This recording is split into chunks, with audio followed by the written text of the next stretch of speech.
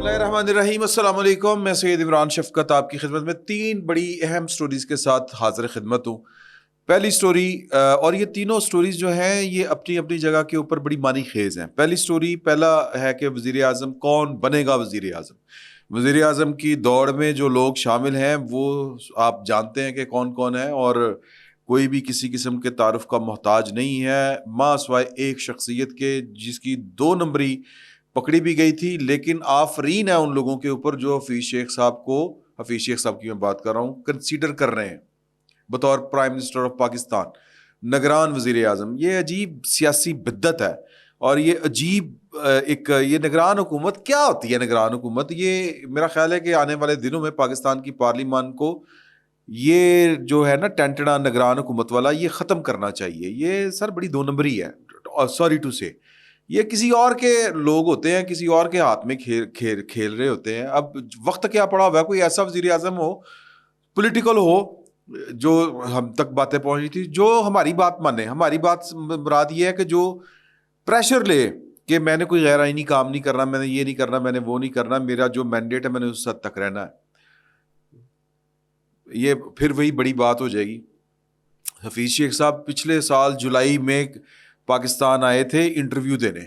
बाजवा साहब जब गवर्नमेंट निगरान हुकूमत के वो कर रहे थे ना, डायलॉग शायलॉग कर रहे थे, बनाने की कोशिश कर रहे थे, नवाज शरीफ साहब जाना चाह रहे थे, और सॉरी शहबाज शरीफ साहब हुकूमत छोड़ के जाना चाह रहे थे, वो इमरान खान साहब की नालायकी की वजह से फिर इनको बैठना पड़ा।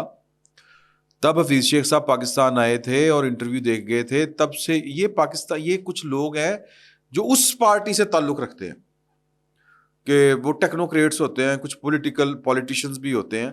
तो हफीज शेख साहब की 2 नंबरी मैंने आपके साथ डिस्कस करनी है, और सलामी पेश करनी है आपने उनको जो हफीज शेख साहब को पाकिस्तान का निजात दहिंदा भी समझते हैं उनको।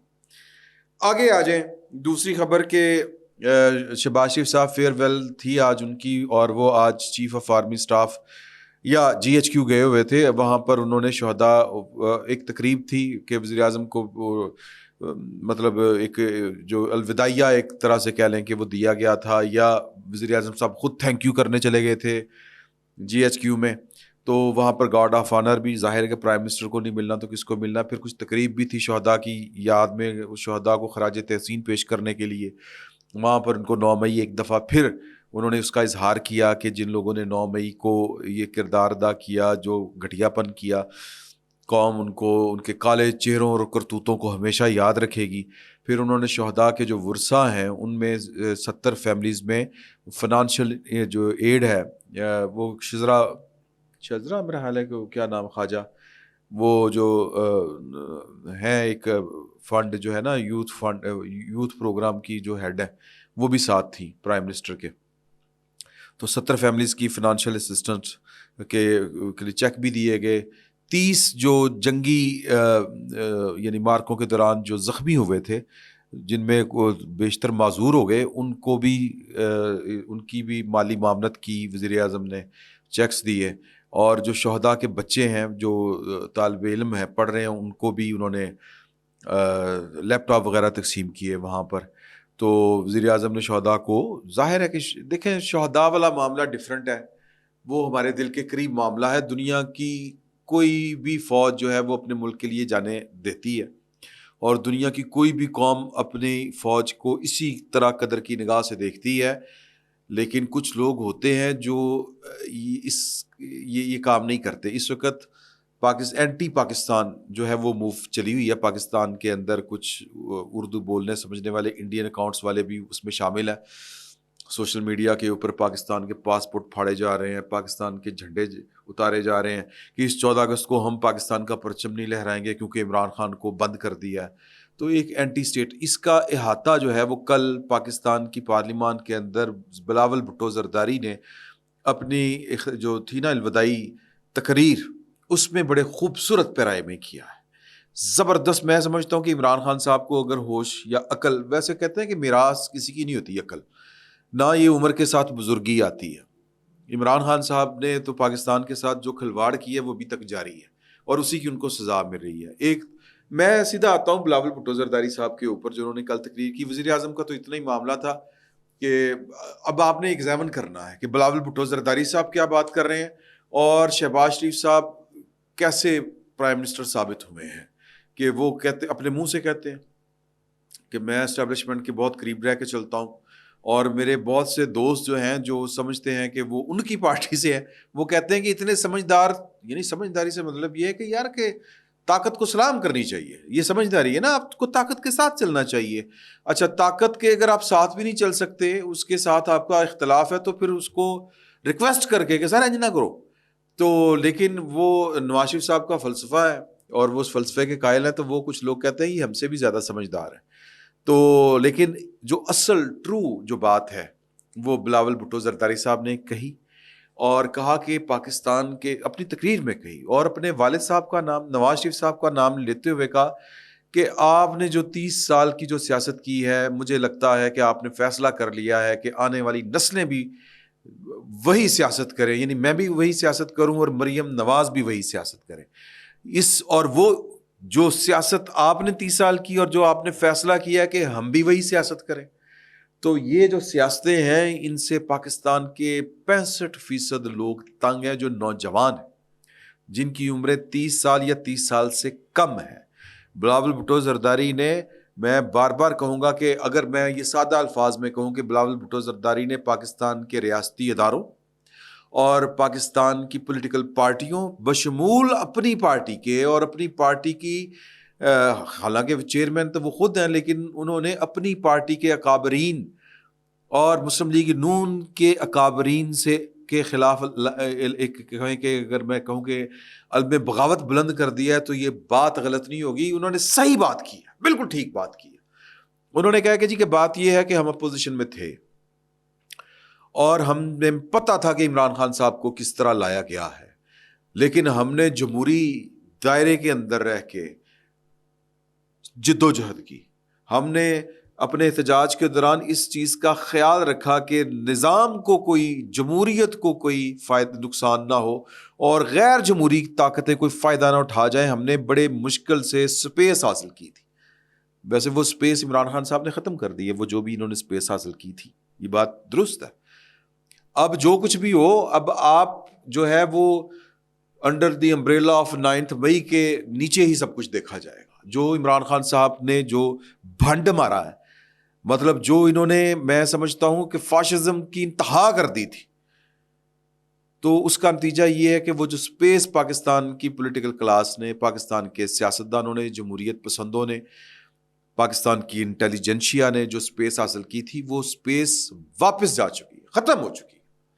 تو انہوں نے کہا کہ لیکن اسی لیے ہم نے، یعنی ووٹ آف نو کانفیڈنس کے ذریعے عمران خان صاحب کو چلتا کیا، اور یہ جس طرح ہمارے 2 وزرائے اعظم کے خلاف جو عدالتی فیصلہ ہم نے کوئی نہیں لیا، ہم نے جو ان کا الیکٹرول کالج تھا وہیں سے ان کو فارغ کیا، تو پرانی بات انہوں نے کی، لیکن انہوں نے کہا کہ ہم نے دھیان رکھا، کیونکہ سر اندھوں کو نظر آ رہا تھا کہ پاکستان کی ریاست کے اوپر جنرل باجوہ کی جو اسٹیبلشمنٹ تھی اس نے قبضہ کر لیا، اور اگلے کوئی 20-22 سال انہوں نے قبضہ پورا جاری رکھنے کا پورا پلان بنایا ہوا تھا۔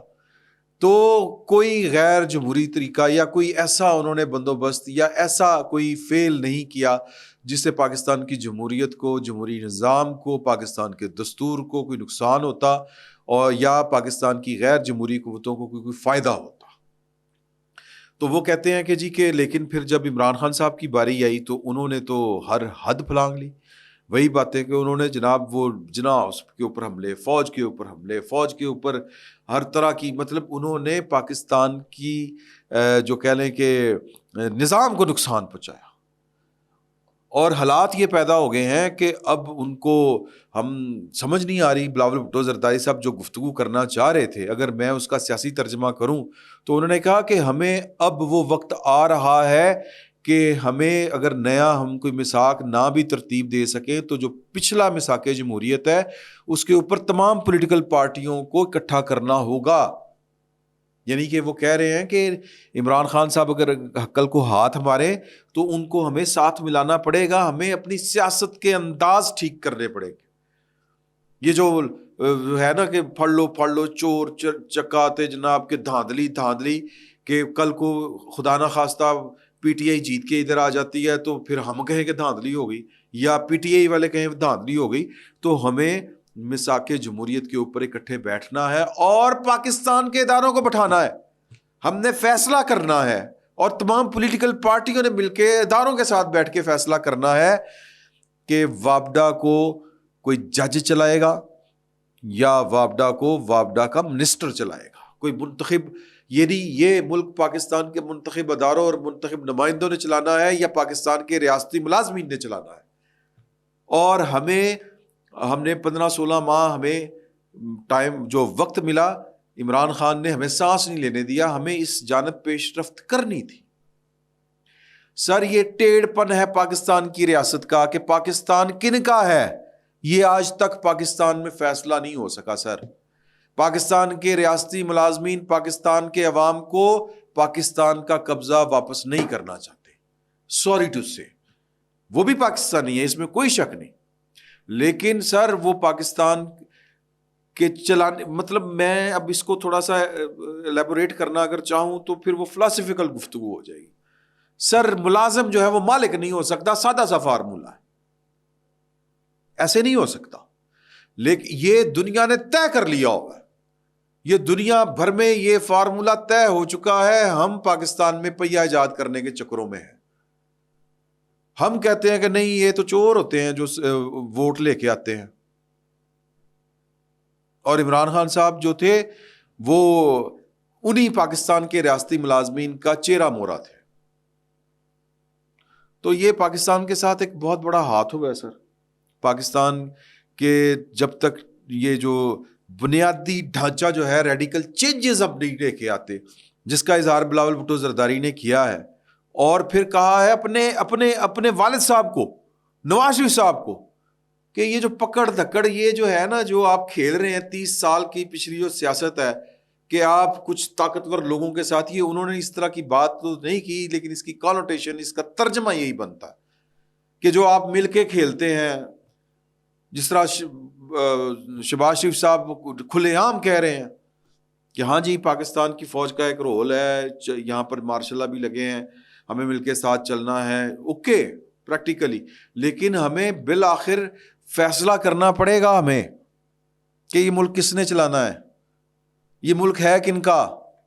اس وقت تو معاف کیجیے گا کہ پاکستان کے ریاستی ملازمین نے بندوبست ایسا کیا ہوا ہے کہ یہ جو منتخب نمائندے ہوتے ہیں یہ ان کی سروس کے لیے بیٹھے ہوتے ہیں, ان کی خدمت کے لیے بیٹھے ہوتے ہیں.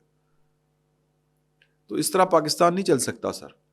تو بلاول بھٹو زرداری صاحب نے اپنے والد کو, نواز شریف صاحب کو 2 ٹوک الفاظ میں یہ کہا ہے کہ یہ جو 30 سال جس طرح آپ نے پاکستان چلایا کہ کبھی اس کے ساتھ مل جاؤ کبھی اس کے خلاف ہو جاؤ, اس طرح پاکستان کے عوام پاکستان کی سیاست سے نا امید بھی ہو چکے ہیں, بدظن بھی ہو چکے ہیں. اس طرح پاکستان نہیں چل سکتا. پاکستان کے 65% نوجوان جن کی عمر 30 سال سے کم ہے وہ پاکستان کے نظام سے نفرت کرنی شروع کر دی, انہوں نے غیر متعلق ہو گئے ہیں. تو پاکستان چلے گا کیسے؟ یہ فلسفیکل گفتگو ہے, یہ وہ چٹپٹی باتیں نہیں ہیں, یہ پاکستان کے اصل مسائل ہیں. ان کا حل تلاش کرنا پڑے گا اور پاکستان کی انہی سیاسی جماعتوں کو تلاش کرنا ہے. بالآخر عمران خان صاحب کو میثاق جمہوریت کے لیے میثاق کرنا پڑے گا, پاکستان کے سیاستدانوں کے ساتھ بیٹھ کے بات کرنی پڑنی ہے. لیکن عمران خان صاحب وہ موقع ضائع کر چکے ہیں. اپنی گرفتاری سے 2 دن پہلے جو انہوں نے بات کہی تھی کہ مل کے بیٹھے, ملک کی خاطر مل کے بیٹھے, سر یہ آپ کو سمجھاتے سمجھاتے لوگ پاگل ہو گئے, یہ آپ کو سمجھاتے سمجھاتے لوگ جو ہیں وہ زچ ہو گئے. آپ نے وہ بات ہی نہیں سنی. اب جیل میں بیٹھ کے اللہ دے کمال ویکھ رہے ہو, اب کوئی آپ کو باہر نکلنے کی اجازت نہیں دے گا. اب آپ نکل کے دکھائیں باہر کس طرح نکلتے ہیں. یہ بھی اگر آپ باہر نکلے, سر ابھی تک آپ 9 مئی میں فوجی عدالت میں آپ کا کیس نہیں چلا, تھینکس ٹو دیم, جن کے ساتھ آپ بیٹھنا نہیں چاہتے تھے, جن کو آپ چور لٹیرا کہتے تھے. سر یہ پولیٹیکل وزڈم ہوتی ہے. آخری حد تک نہیں جاتے بلکہ کوئی حد بھی کراس نہیں کرتے. جمہوریت برداشت کا نام ہے, لیکن نہ یہ عمران خان صاحب نے جو کلاس پیدا کر دی ہے پاکستان میں, وہ مطلب رپورٹس, نہ ان کو عقل نہ سمجھ. واریر اتنے بڑے کہ لیڈر اتنا بڑا عالم اسلام کا پکڑا گیا ہے, سڑک پہ نہیں آ سکے, اتنی جرت نہیں ہے. 9 مئی کو آئے, ریاست نے اپنے مسل دکھائے, سر دبک کے بیٹھے ہوئے ہیں گھروں میں, ٹویٹر کے اوپر بیٹھ کے جناب سوشل میڈیا کے اوپر جو ہے وہ عذاب اٹھایا ہوا ہے. جھنڈا نہیں لہرائیں گے, جھنڈا نہیں لہرائیں گے. سر یہ لندن میں بیٹھ کے تو آپ بات کر سکتے ہیں, پاکستان میں کر کے دکھائیں. کسی مائی کے لال میں ہمت ہے تو سڑک پہ آ کے ذرا کہے کہ میں پاکستان کا جھنڈا نہیں لہراؤں گا, پاکستان کا پاسپورٹ پھاڑوں گا. یار کوئی فرق رہنے دیں, لوگ آپ کی حمایت کر سکیں, لوگوں کو اس قابل رہنے دیں. عمران خان صاحب سے عبرت سیکھیں. ہم چاہ کے بھی عمران خان صاحب کی حمایت نہیں کر سکتے, کیونکہ عمران خان صاحب کی کوئی حرکت انسانوں والی نہیں تھی, کوئی بات سیاستدانوں والی نہیں تھی, ہر لمٹ کراس کی انہوں نے.